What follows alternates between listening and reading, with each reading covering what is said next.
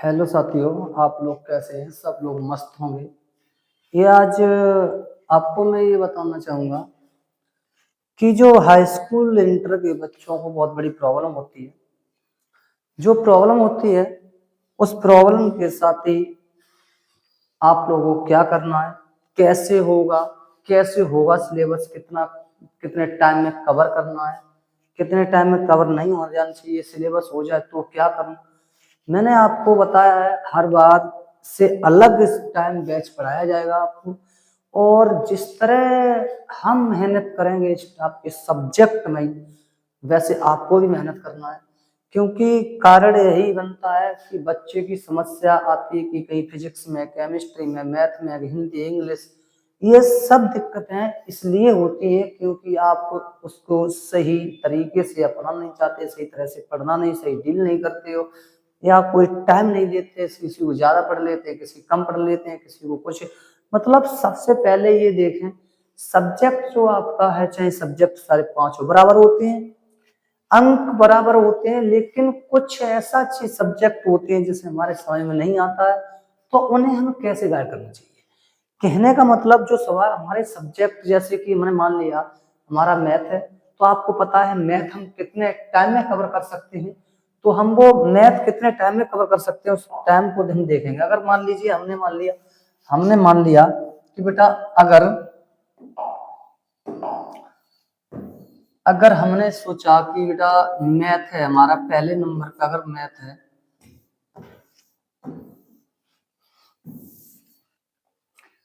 जैसे कि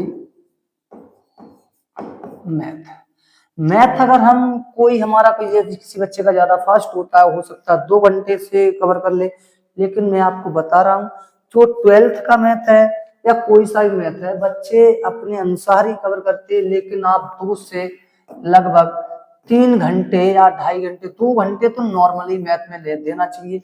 क्योंकि 2 घंटे में आप पता है कहीं भी 2 से 3 घंटे आप देते रहेंगे तो 2 से 3 घंटे में आपको मैथ हो सकता है, 2 से 3 घंटे में मैथ आपका बहुत कवर हो जाएगा। क्योंकि मैथ में एक अगर सवाल अगर हो जाए, थोड़ा सा कैसे डेवलप हो जाए, आप अटक जाए, आप कुछ भी दिक्कत हो जाए, तो आपको टाइम काफी ले लेते हैं। यही से साथ साथ मैंने अगर बता दिया, जैसे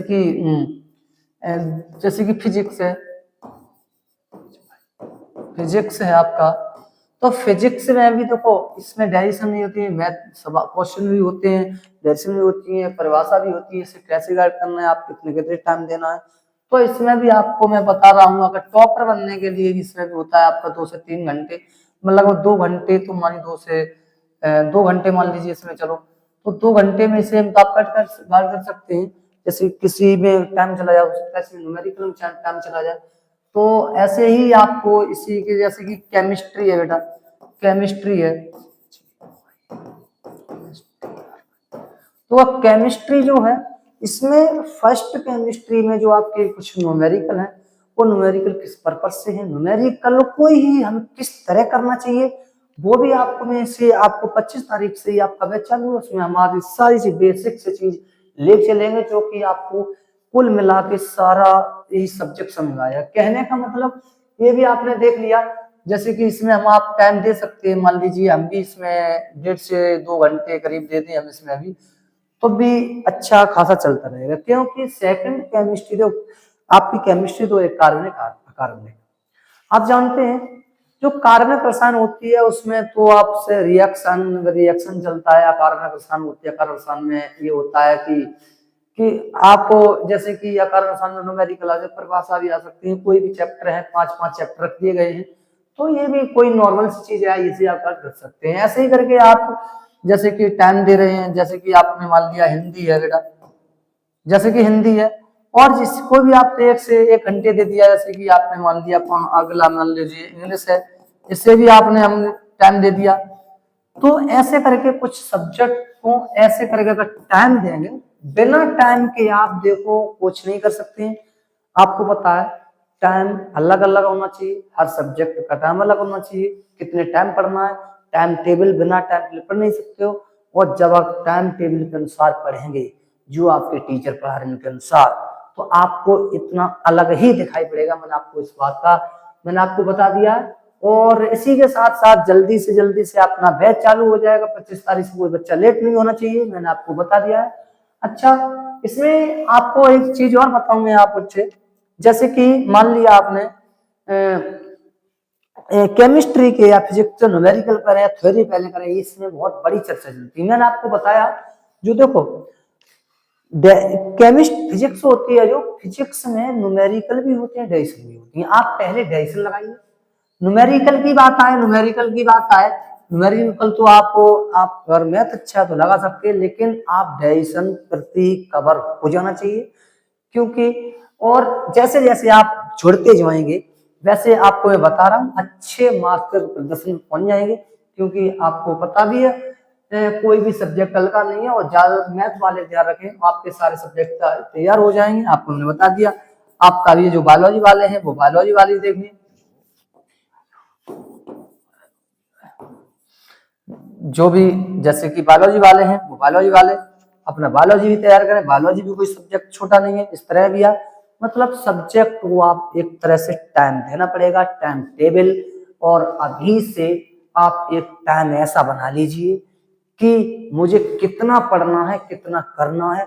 तो कुछ अलग करने के लिए बेटा कुछ अलग करना पड़ता है। आपको ये बता भी है कि शिक्षा ही एक ऐसा है जो जमीन से आसमान तक ले जा सकता है। क्योंकि शिक्षा वो शेरनी का दूध है, जो इसे पिएगा वो दहाड़ेगा। अन्यथा कौन शिक्षा के मामले में इतना वो एक्शन लेता है, ये भी आप जानते हैं। शिक्षा कोई छोटी चीज नहीं है, और आप इसे अच्छी तरह से गाइड करिए। क्योंकि आपको ये पता होगा, आप 4 घंटे आप पढ़ लेंगे तो आप एकदम अच्छे मार्गदर्शन में पहुंच जाएंगे।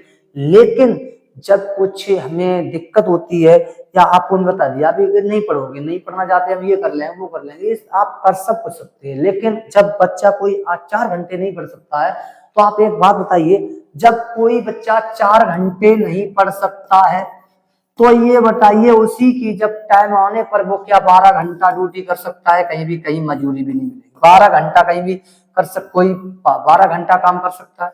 12 घंटा काम कर सकता है क्या बेटा? ये बताइए, 12 घंटा काम कर सकता है। इसलिए आप यहाँ देखिए, यहाँ 4 से 6 या 4 से 8 घंटे की पढ़ाई आपको माने ये रखेगी कि 4 से 8 घंटे आप पढ़ लीजिए, और 4 से 8 घंटे में हो सकता है आपका एक करियर सुधर जाएगा, आप सही मार्ग उसमें पहुंच जाएंगे। ज्ञान देने वाला आपको बहुत मिलेंगे, लेकिन ज्ञान बांटने वाले बहुत मिल जाते हैं, लेकिन सिखाने वाला एक होता है। ध्यान रखिए, आप सीखिए, हमारे साथ जुड़ते रहिए। जैसा भी है, जो भी सब्जेक्ट है वो आपको अलग अलग के आपके टीचर रहेंगे, वो आपको पढ़ाएंगे। और मेहनत इस तरह करिए कि मेहनत कोई चीज बन जाए। क्योंकि एक बार आपको ये पूछे कि पढ़ाई किस तरह करते हैं, आप अपने आप को इस तरह खो दीजिए कि हमें करना क्या है। कोई पड़ोस वाले लोग ये पूछे कि आप कहीं गए थे, तब तक आपका पढ़ाई नहीं। और आप यह ध्यान रखना कि जब कोई पढ़ने लगे, ज्यादा पढ़ने लगे, तो वो अपने आप को ज्यादा नहीं समझे। क्योंकि कभी कभी ऐसा होता है, हम पढ़ने बावजूद भी हमें ये सकते कुछ नहीं पढ़ा है। जिस बच्चे को ये लगता है मैंने कुछ नहीं पढ़ा है, वो अच्छा पढ़ रहा है, अच्छी लाइन पर है। एक बात ध्यान रखें,